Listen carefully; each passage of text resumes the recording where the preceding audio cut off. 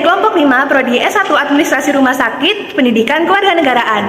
Hari ini kami akan membahas tentang kewilayahan dan hukum yang mengatur. Topik ini tentunya akan seru untuk dibahas. Maka dari itu, simak sampai akhir ya. Halo, perkenalkan nama saya Nabila Fitri Koturnada dengan NIM 108233030. Sebelum membahas lebih detail nih tentang bagaimana suatu kewilayahan dan hukum-hukumnya yang mengatur, yuk kita simak dulu apa itu arti dari wilayah negara dan hukumnya yang mengatur sebagai dasar dari pembelajaran kita pada vlog kali ini. Jadi, wilayah negara merupakan suatu ruang di mana terdapat orang yang berperan sebagai warga negara dan hidup berdampingan dalam menjalankan aktivitasnya.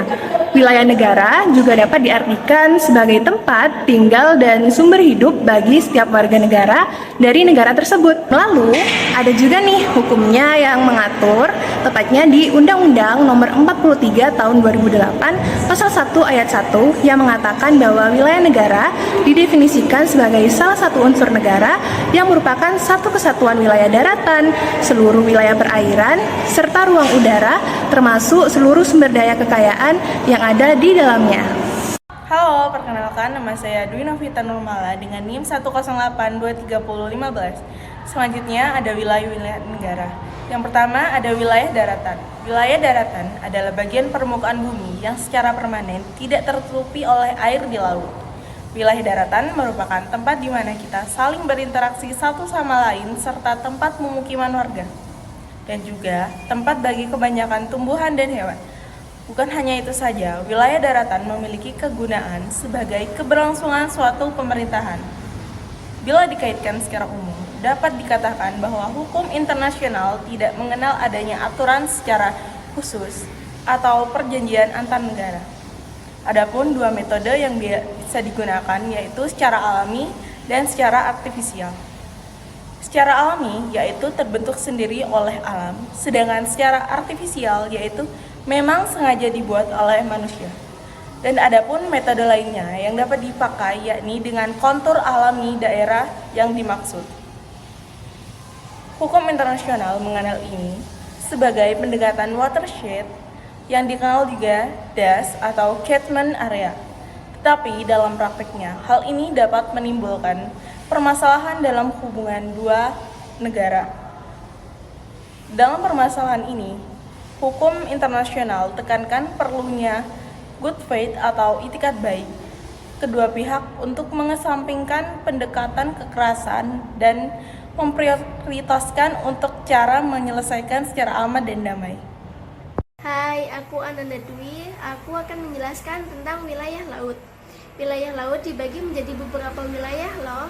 Yang pertama ada hukum UNCLOS 3. Hukum ini menjelaskan tentang hukum laut yang dikonferensikan oleh PBB tahun 1982 yang ditandatangani oleh 119 negara. Yang kedua yaitu laut teritorial. Laut teritorial yaitu garis pangkal yang diukur sejauh 12 mil dari laut. Terdapat pada pasal 3. Yang ketiga yaitu zona tambahan. Zona tambahan yaitu transisi antara laut lepas dan laut wilayah. Terdapat dalam pasal 33 ayat 2. Perkenalkan, nama saya Isniana Maratus Soleha dengan NIM 108232020. Di sini saya akan menjelaskan tentang laut lepas. Laut lepas pada mulanya berarti seluruh bagian laut yang tidak termasuk perairan pedalaman dan laut teritorial dari suatu negara. Pada Konvensi Kodifikasi Den Haag 1930 atas prakarsa Liga Bangsa-Bangsa, walaupun disetujui mempertimbangkan laut teritorial sebagai bagian dari wilayah, negara, pantai, dan perairan di luarnya adalah laut lepas. Tetapi konferensi tersebut mengalami kegagalan dalam menentukan lebar laut teritorial. Konsepsi laut bebas ini lebih jelas terlihat di dalam pasal 2 dari Konferensi Jenewa 1958 tentang laut lepas yang menyatakan bahwa laut lepas adalah terbuka untuk semua bangsa. Tidak ada suatu negara pun secara sah dapat melakukan pemasukan bagian dari laut lepas ke daerah kedaulatannya. Selanjutnya adalah landasan kontinen. Landasan kontinen meliputi dasar laut dan tanah di bawahnya dari area di bawah permukaan laut yang terletak di luar laut teritorial.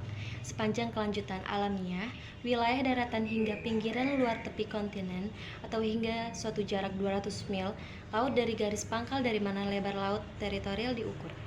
Konvensi Hukum Laut tahun 1982 mengatur penetapan batas landas kontinen melalui pasal 78 hingga 85.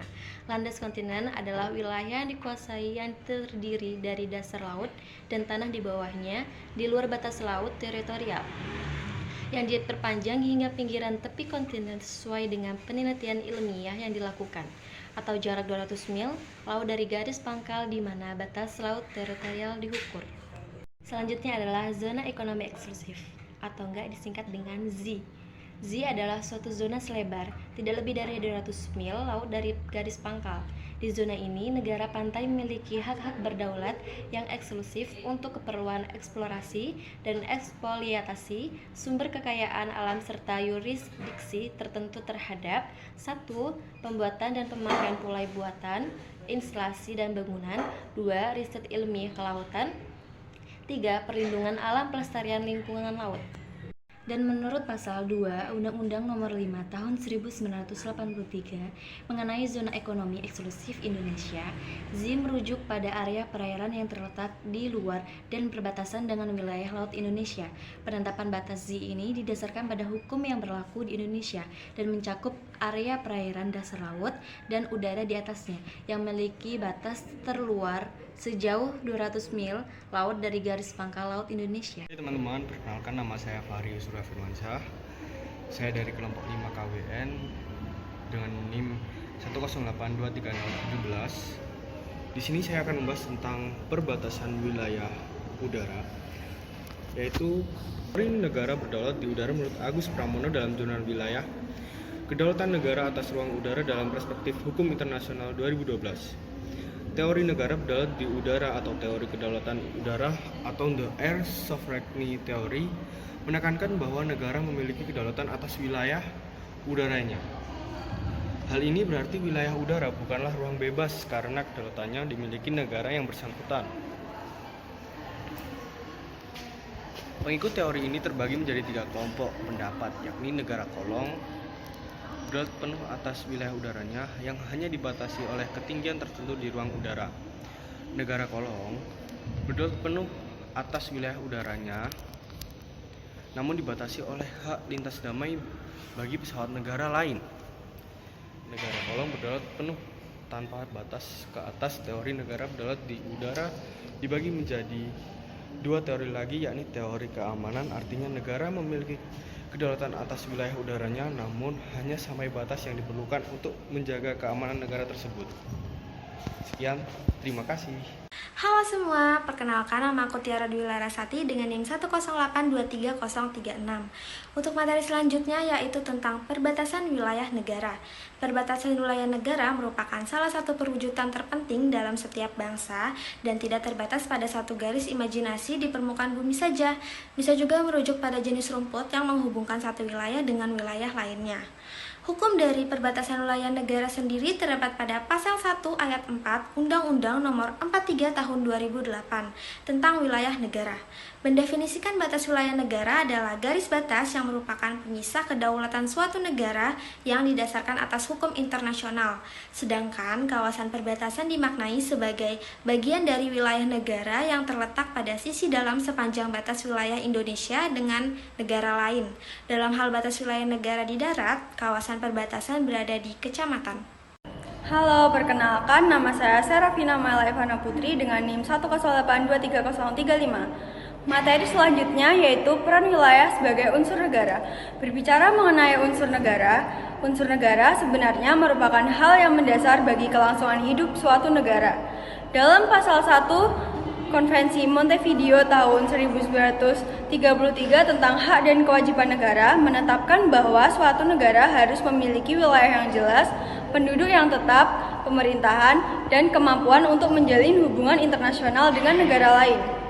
Wilayah sebagai unsur suatu negara merupakan salah satu unsur penting yang harus dimiliki oleh suatu negara yang berdaulat.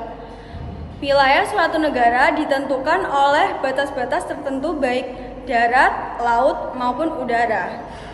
Batas-batas tersebut penting bagi negara tidak hanya sebagai penanda batas wilayah negara, tetapi juga berkaitan dengan banyak aspek kehidupan nasional lainnya seperti ekonomi, sosial budaya, keamanan, dan identitas suatu bangsa. Hai, kenalin, aku Melcinta Nantania Lediranti dengan NIM 10823025. Sebagai pembahasan materi yang terakhir, vlog kali ini akan saya sampaikan terkait kedaulatan dan tanggung jawab negara atas wilayah. Kedaulatan nasional sendiri merupakan konsep yang sangat luas dalam hukum internasional. Kedaulatan dapat kita lihat dari 3 aspek, yakni ada internal, eksternal, dan teritorial. Kedaulatan nasional harus bisa kita pahami sebagai tanggung jawab otoritas nasional yang meliputi aspek wilayah, otoritas hukum, kewarganegaraan, dan kependudukan. Negara berdaulat mempunyai kedaulatan penuh atas wilayahnya, termasuk wilayah udara. Sesuai dengan ketentuan hukum internasional, kedaulatan nasional merupakan norma dasar yang sangat baik dalam masyarakat internasional dan salah satu norma dasar sistem hukum internasional. Konsep kedaulatan nasional telah berkembang dan kedaulatan nasional dalam arti absolut tidak dapat dipertahankan lagi. Oleh karena itu, konsep kedaulatan negara dalam hukum internasional terus berkembang seiring dengan semakin kompleksnya dinamika hubungan internasional.